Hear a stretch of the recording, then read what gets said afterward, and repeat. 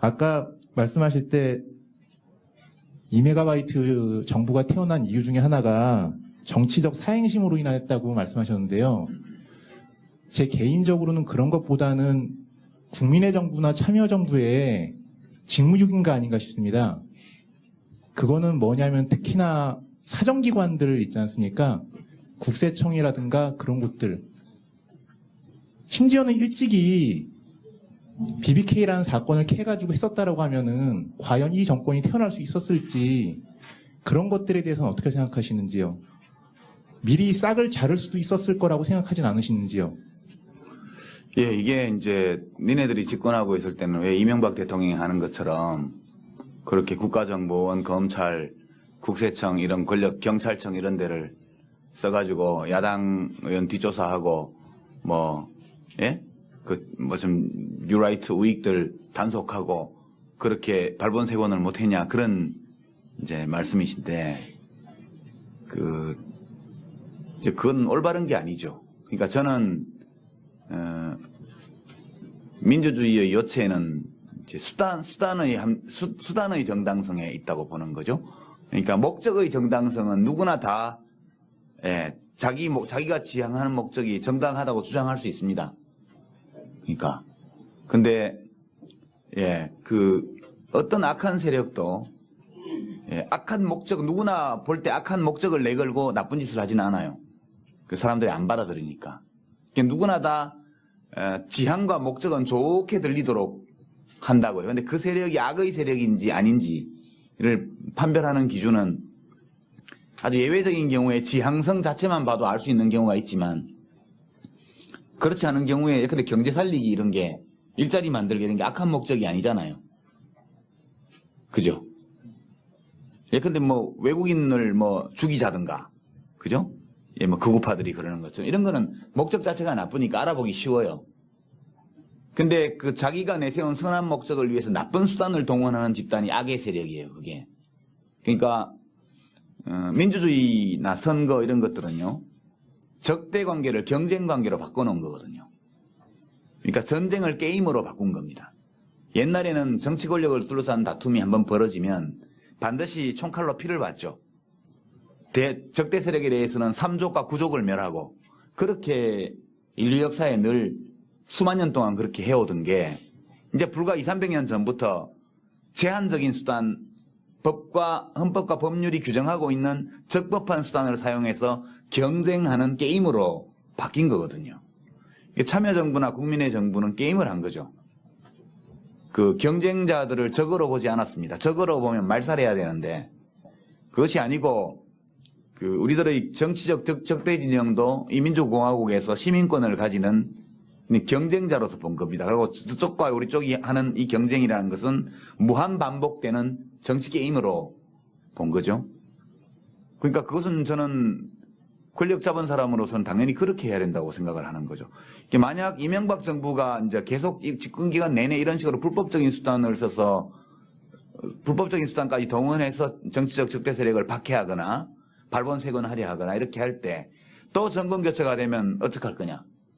그럼 기분 같아서는 그대로 돌려주고 싶겠죠.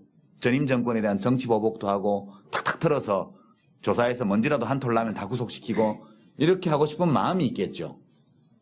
그러나 계속 그렇게 한다면 이런 나쁜 일들이 끝이 없이 가는 거죠. 그러니까 경쟁자들이 악을 행한다고 해가지고 나도 악을 행하면 그러면 우리가 처음에 선을 행하려고 했던 그 의지는 어디로 가는 거죠?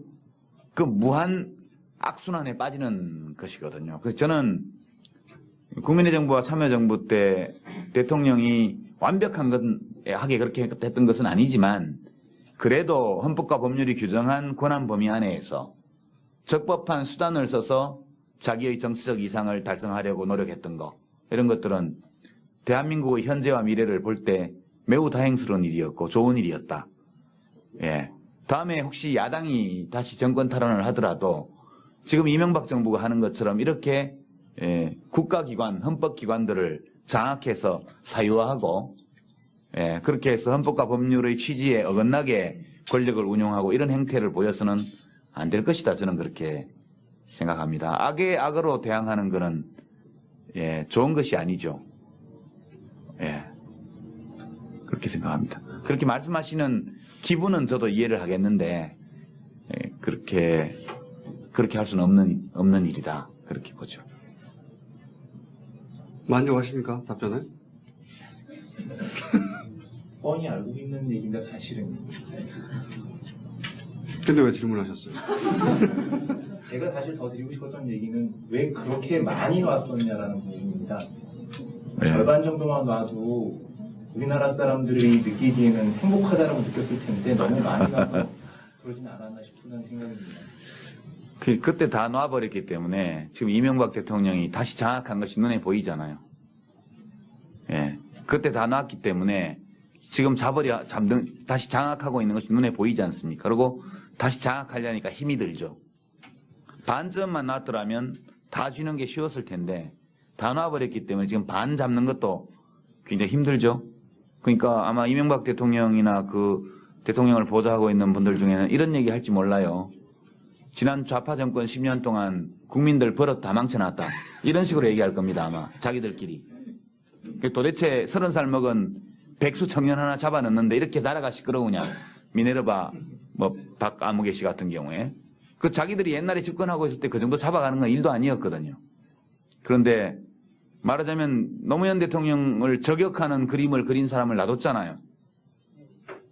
고발도 하지 않고 고소도 하지 않고 인지수사도 안 하고 놔뒀지 않습니까? 그때 뭐 독립신문인가 어디 뭐 무슨 하여튼 이름을 잘 모르겠는데 우익신문에서 그 만평 낸 거를 그랬기 때문에 지금 미네르바를 잡아넣는 것이 야만 행위로 보이는 거거든요. 예, 그렇습니다. 그러니까 이 세상에서 틀린 의견을 말했다고 해서 감옥에 잡아넣으면 언론의 자유가 있을 수가 없죠. 틀린 의견을 말하는 거에 대한 처방은 올바른 정보를 제공하는 게 처방이겠죠. 그런데 이 정부는 자기들이 보기에 틀린 정보를 말했다, 틀린 이야기를 했다고 해가지고 그것에 대해서 올바른 정보를 제공해서 대응하는 것이 아니라 뭐 새벽에 집에 있는 데 가서 가족들 앞에서 기자들 잡아오고 뭐 길거리에서 피리들 납치하듯이 체포하고 이렇게 하고 있지 않습니까? 이렇게 하면 예, 사람이 다 올바른 말만 해야 된다면 누가 겁이 나서 언론의 자유, 표현의 자유를 행사하겠어요? 예, 그러니까 그는 뭐 예, 그 놓아버린 게 정권으로서는 단기적으로 손해였을지 모르겠으나 대한민국으로 볼 때는 예, 한 시기에 정부가 그렇게 손해볼 줄 뻔히 알면서도 권력기관을 놓아버린 것 이런 것이 매우 잘한 일이다 저는 그렇게 생각합니다.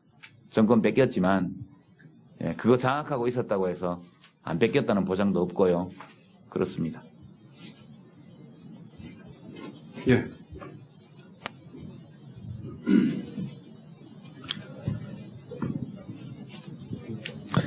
예, 전 화곡동에 사는 32살 직장인인데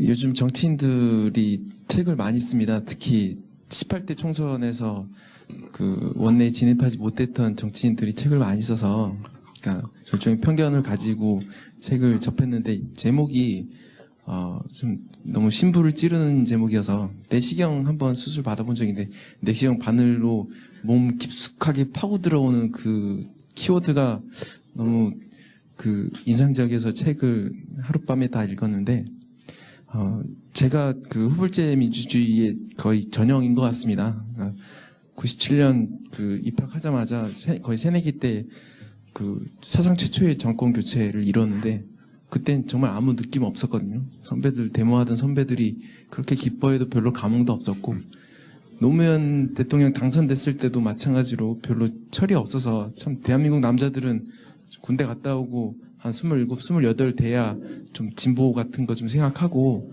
사회 문제 같은 거 좀 생각하나 봅니다. 근데 이번에 그 대선에서 패배를 하니까 아까 뭐라고 말씀하셨지 그 한계 효용이라고 해야 될까요? 그러니까 스트레스가 엄청나서 제 몸에 없던 현상이 생겼습니다. 편두통이 일어나고 현기증이 나서 막 그 열이 막 뻗치고 어떻게 해야 될지 막 그래서 몸도 막 여기저기 아프고 그런데 이제 사상 최초의 정권 교체를 하고 사상 최초의 역정권 교체가 되고 그리고 또 사상 최초의 그 재탈환을 해야 되는 그런 상황인데 아무것도 이제 준비된 게 없으니까 이제 각계 전투를 해야 되는데 이제 어떤 로드맵이 가야 되는지 잘 몰라서 만약에 다음에 또 이제 그 결과가 안 좋게 되면 제가 또 어떻게 될지 이 감수성을 가진 사람들이 뭐 자살을 해야 되나 어떻게 해야 될지 모르겠는데 정말 심각한 문제입니다. 그래서 그 지금 관조를 하고 계시니까 뭐 저는 직장인이고 정치도 안 하고 정치인들도 다 나름대로 역할이 있겠지만 남은 그 기간 동안 어떤 부분을 준비하면서 권토중례를 도모해야 하는지 그 좀 방법을 좀 말씀해 주셨으면 좋겠습니다. 오늘 오신 분들 보니까 질문이 굉장히 길어요. 그래요. 네. 네. 하여튼 헌법을 좋아하시는 분들이라서 그런지. 아니 근데 그냥 지금이 아주 나쁜 상황은 아니거든요. 제가 보기에는. 그러니까 이 일을 처음 겪는 분들은 이 상황이 되게 황당하고 이게 굉장히 무지막지해 보일지 모르겠지만 제가 보기에는 옛날에는 막 그 박격포 쏘고 그 자동 소총으로 막 실탄을 쏘던 그런 시절이라면 지금은 뭐 비비탄 정도 쏘는 서바이벌 게임 비슷한 거예요. 그러니까 모르겠습니다. 지난 10년간 뭐 좀 자유롭게 그냥 그런가 보다 했던 분들은 지금 이 상황이 조금 충격적일지 모르겠지만 옛날 박정희, 전두환, 뭐 노태우 이런 시절에 비하면 지금은 이거는 별게 아니에요. 사실은 이명박 대통령이 이렇게 하고 있는 거는 잡아가봐야 몇 명 못 잡아간다고요. 예. 그리고 잡아가도 지금은 칠성판에 묶어놓고 고춧가루물도 못 먹이고요. 예, 그렇습니다. 아니 실제 두들겨 패지도 못해요. 지금은 잡아가도 그죠? 그 김건태 전 열린우리당 의장님이 저거 선임 장관님 하셨던 분이 그 고문당에서 이 뒤에 그 딱지 앉은 그거를 변호인과 가족에게 전해주기 위해서 정말 온갖 쇼에 가까운 그런 우여곡절을 거쳐서 그걸 전해주거든요. 그 당시 법원에서는 그 고문 딱지를 현장에서 보자는 그 피고인 변호인의 주장도 배척했고요. 그 딱지를 못 전해주게 하기 위해서 검사가 온갖 수를 다 써놓고도 그 법정에서 고문 주장이 나오는 거라서 거짓말이라고 검사가 이야기를 했습니다. 그때 그렇게 했던 검사들, 판사들 지금 다 잘 살아요. 이제 그런 것들을 보면 이 땅에 도대체 정의가 어디 있는 거냐. 죄 없는 납북됐다 갔다 온 어부들을 전부 간첩으로 조작하고 무슨 뭐 마타하리 어쩌고 했던 뭐 무슨 김수임 사건부터 해가지고 이중 간첩, 이수건 사건 다 조작이었잖아요. 그러니까 그 수많은 사람, 죄 없는 선량한 사람들을 간첩으로 만들어가지고 했던 그 사악한 일을 했던 사람들이 다 퇴직해서 지금 연금 받아서 공무원 연금 받아서 잘 살고 있다고요. 그런 생각을 하면 우라가 치밀죠. 이 땅에 정의라는 것이 있느냐. 그렇지만 그래도 정의가 있는 것이 지금은 그런 일을 못 하잖아요. 그렇게 60일씩 70일씩 비밀 지하실에 불법 구금해놓고 고문해가지고 진술을 받아내고 검찰이 그런 걸 가지고 해서 기소하고 법원이 그걸 받아들여서 증거도 없이 유죄 판결을 내리고 이거를 이제는 못한다고요. 신영철 대법관 사태 같은 것들이 법원이라는 헌법기관을 장악해보려고 정치적으로 사유화해보려고 시도하다가 그 실패한 거 아닙니까? 반점 진행되다가. 지금은 옛날처럼 그렇게 되지를 않아요. 그래서 너무 대한민국의 현실에 대해서 비관할 거 없고요. 그래도 대한민국은 길거리 세워놓고 총 쏴서 죽이지는 않아요. 지금 동남아시아라든가 뭐 이런 서남아시아라든가 이런 데 비하면 여기는 굉장히 숨쉴만한 나라입니다. 얼마든지 여유를 가지고 그 어떤 진보적이고 진취적인 어떤 선을 실현하기 위한 연대를 조직할 수 있고요. 지금 제가 볼 때는 오히려 국민들의 그런 의지 이런 것들이 부족해서 못하는 거지 탄압이 너무 심해가지고 그걸 못한다. 그건 전혀 아니거든요. 그래서 때 되면 필요한 일들은 때 되면 다 일어난다. 그렇게 생각을 하고 자기 주변에서 남들과 이제 연대를 이루어서 무엇인가 작은 일이라도 불합리한 것을 개선하고 이렇게 할 수 있는 쪽으로 노력해 나가고 그렇게 해가면서 그런 노력들이 전부 엮어져서 하나의 흐름을 형성하고 그럴 때가 오리라고 저는 생각해요. 미국도 부시 대통령이 저렇게 막 사람 잡아다가 막 물고문하고 이런 걸 다 허락해주고 그 정당화하던 나라였잖아요. 몇 년 전까지. 2년 전까지.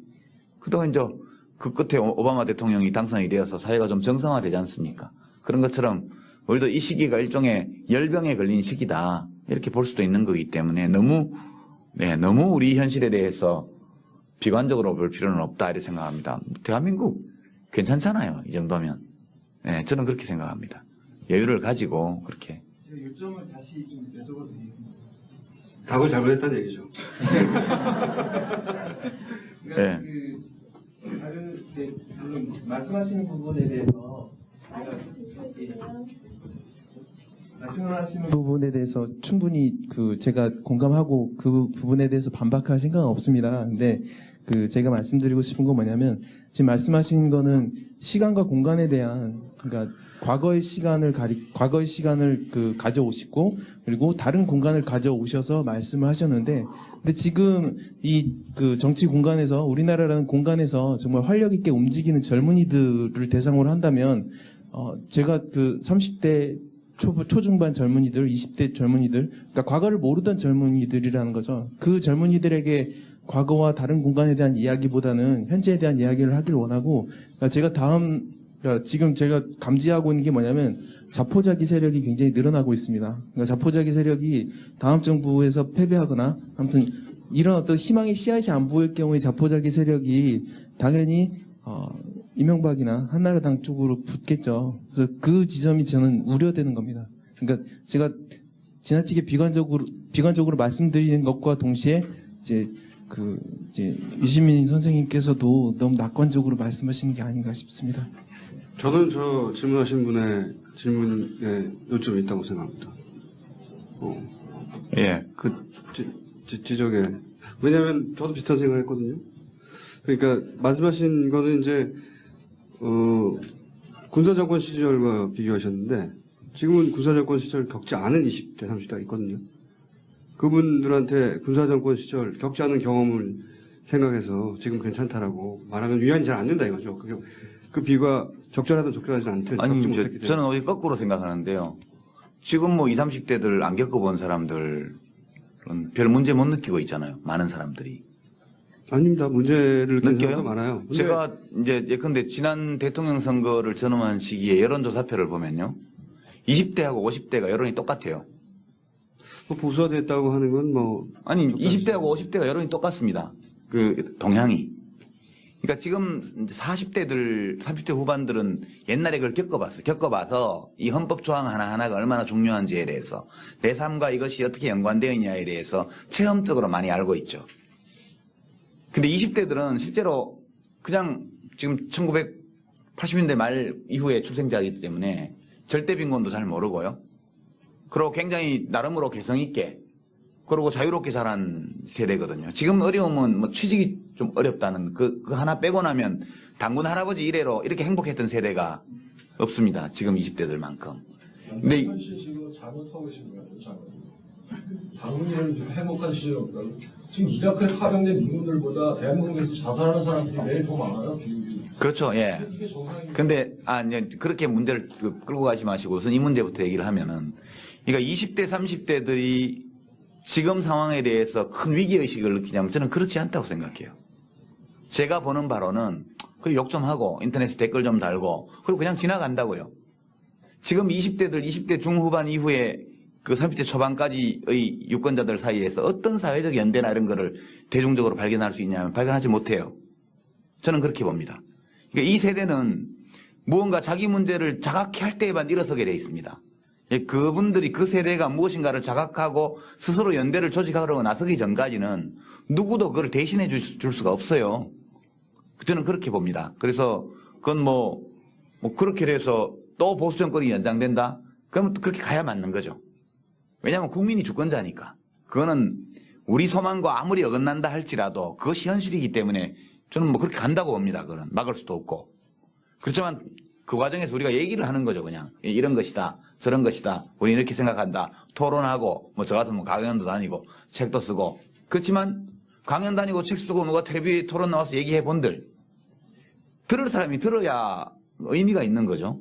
누구도 그것까지 책임져 줄 수는 없다 저는 그렇게 생각해요. 그래서 지금 20, 30대는 자기 문제를 둘러싸고 확실한 그런 대규모적인 어떤 자각, 연대 행동에 대한 의지 이런 것들을 가질 때가 올 것이라고 저는 생각합니다.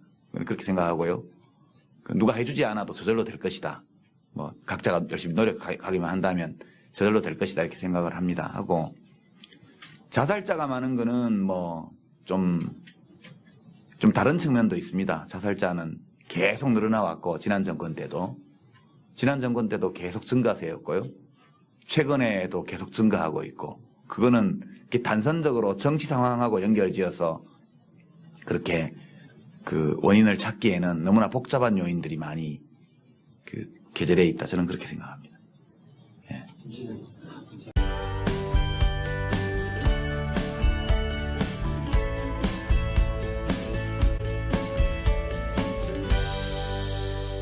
우익들 단속하고 그렇게 발본색원을 못했냐 그런 이제 말씀이신데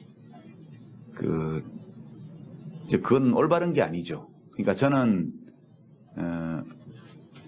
민주주의의 요체는 이제 수단의 정당성에 있다고 보는 거죠. 그러니까 목적의 정당성은 누구나 다 자기가 지향하는 목적이 정당하다고 주장할 수 있습니다. 그러니까 근데 그 어떤 악한 세력도 악한 목적 누구나 볼 때 악한 목적을 내걸고 나쁜 짓을 하지는 않아요. 그 사람들이 안 받아들이니까. 그러니까 누구나 다 지향과 목적은 좋게 들리도록 한다고요. 근데 그 세력이 악의 세력인지 아닌지를 판별하는 기준은 아주 예외적인 경우에 지향성 자체만 봐도 알 수 있는 경우가 있지만 그렇지 않은 경우에 근데 경제 살리기 이런 게 일자리 만들 아까 말씀하실 때 2메가바이트 정부가 태어난 이유 중에 하나가 정치적 사행심으로 인했다고 말씀하셨는데요. 제 개인적으로는 그런 것보다는 국민의 정부나 참여정부의 직무유기가 아닌가 싶습니다. 그거는 뭐냐면 특히나 사정기관들 있지 않습니까? 국세청이라든가 그런 곳들. 심지어는 일찍이 BBK라는 사건을 캐가지고 했었다라고 하면은 과연 이 정권이 태어날 수 있었을지 그런 것들에 대해서는 어떻게 생각하시는지요? 미리 싹을 자를 수도 있었을 거라고 생각하진 않으시는지요? 예, 이게 이제 니네들이 집권하고 있을 때는 왜 이명박 대통령이 하는 것처럼 그렇게 국가정보원, 검찰, 국세청 이런 권력, 경찰청 이런 데를 써가지고 야당 의원 뒷조사하고 좀 뉴라이트 경쟁자들이 악을 행한다고 해가지고 나도 악을 행하면 그러면 우리가 처음에 선을 행하려고 했던 그 의지는 어디로 가는 거죠? 그 무한 악순환에 빠지는 것이거든요. 그래서 저는 국민의 정부와 참여정부 때 대통령이 완벽하게 그렇게 했던 것은 아니지만 그래도 헌법과 법률이 규정한 권한 범위 안에서 적법한 수단을 써서 자기의 정치적 이상을 달성하려고 노력했던 거 이런 것들은 대한민국의 현재와 미래를 볼 때 매우 다행스러운 일이었고 좋은 일이었다. 예. 다음에 혹시 야당이 다시 정권 탈환을 하더라도 지금 이명박 정부가 하는 것처럼 이렇게 국가기관, 헌법기관들을 장악해서 사유화하고 그렇게 해서 헌법과 법률의 취지에 어긋나게 권력을 운용하고 이런 행태를 보여서는 안 될 것이다. 저는 그렇게 생각합니다. 악의 악으로 대한 그 경쟁자들을 적으로 보지 않았습니다. 적으로 보면 말살해야 되는데 그것이 아니고 그 우리들의 정치적 적대 진영도 이 민주공화국에서 시민권을 가지는 경쟁자로서 본 겁니다. 그리고 저쪽과 우리 쪽이 하는 이 경쟁이라는 것은 무한 반복되는 정치 게임으로 본 거죠. 그러니까 그것은 저는 권력 잡은 사람으로서는 당연히 그렇게 해야 된다고 생각을 하는 거죠. 만약 이명박 정부가 이제 계속 집권 기간 내내 이런 식으로 불법적인 수단을 써서 불법적인 수단까지 동원해서 정치적 적대 세력을 박해하거나 발본색원하려 하거나 이렇게 할 때 또 정권 교체가 되면 어떡할 거냐. 그럼 기분 같아서는 그대로 돌려주고 싶겠죠. 전임 정권에 대한 정치 보복도 하고 탁탁 털어서 조사해서 먼지라도 한 톨 나면 다 구속시키고 이렇게 하고 싶은 마음이 있겠죠. 그러나 계속 그렇게 한다면 이런 나쁜 일들이 끝이 없이 가는 거죠. 그러니까 이런 게 악한 목적이 아니잖아요. 그죠? 예컨대 뭐 외국인을 뭐 죽이자든가, 그죠? 예, 뭐 극우파들이 그러는 것처럼 이런 거는 목적 자체가 나쁘니까 알아보기 쉬워요. 근데 그 자기가 내세운 선한 목적을 위해서 나쁜 수단을 동원하는 집단이 악의 세력이에요, 그게. 그러니까 민주주의나 선거 이런 것들은요, 적대 관계를 경쟁 관계로 바꿔놓은 거거든요. 그러니까 전쟁을 게임으로 바꾼 겁니다. 옛날에는 정치 권력을 둘러싼 다툼이 한번 벌어지면 반드시 총칼로 피를 봤죠. 적대 세력에 대해서는 3족과 9족을 멸하고, 그렇게 인류 역사에 늘 수만 년 동안 그렇게 해오던 게 이제 불과 200~300년 전부터 제한적인 수단, 헌법과 법률이 규정하고 있는 적법한 수단을 사용해서 경쟁하는 게임으로 바뀐 거거든요. 참여정부나 국민의 정부는 게임을 한 거죠.